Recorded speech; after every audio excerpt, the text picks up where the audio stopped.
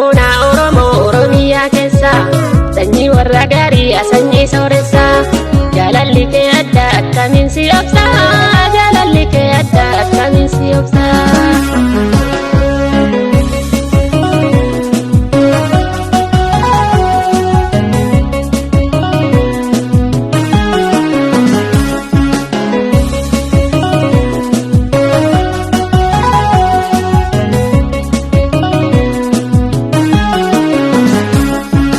Toleessa kooya faaya uumamaa jaalala siif qaba hanga isa dhumaa.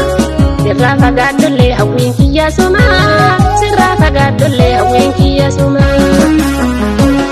Bareeda Oromoo deemaan ija kullee dhal'aa mul'isoon sa'an jeetii yoomillee.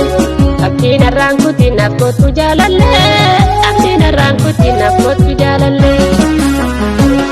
Indirri Oromiyaa cunquliisa sanii waan jedhan haa jedhan sirraa naaf bu'anii. Akkaan irraanfanne waadaa gaafa sanii, akkaan irraanfanne waadaa gaafa sanii. Tolcheesi bareecheesi uume rabbiini, kanaaf si mil'attee si faana qalbiini. Hamtuun feete dhuftu addaan baanu nuyi, hamtuun feete dhuftu addaan baanu nuyi. Yaa ilillii fi yaa ilillii mul'attu, qalbiin koo gammaddee yoo ati dubbattu. Eenyummaa kee ibsa kaatee uffattu, eenyummaa kee ibsa kaatee uffattu.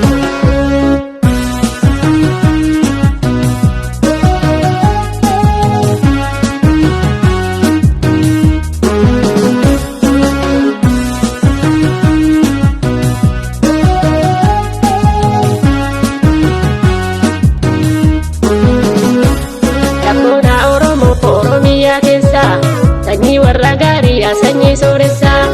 Jaalalli kee adda akkamiin hin obsa, jaalalli kee adda akkamiin hin obsa. Sabboonaa Oromoo Oromiyaa keessa sanyii warra gaarii sanyii sooressa.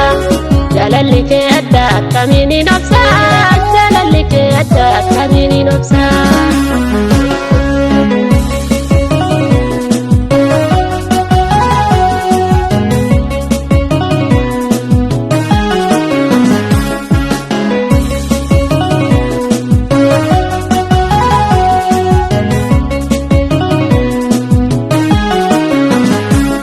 Aadaa kee uffatte yoo miidhagdu ati, kanaaf si filadhe laalee halaalatti.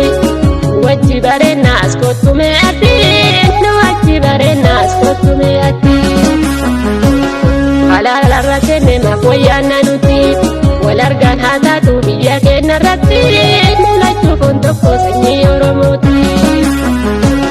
Waalee moo Wallaggaa Walloo jirtaatu, Harargee moo Shawaa Jimmaa kan jiraattu.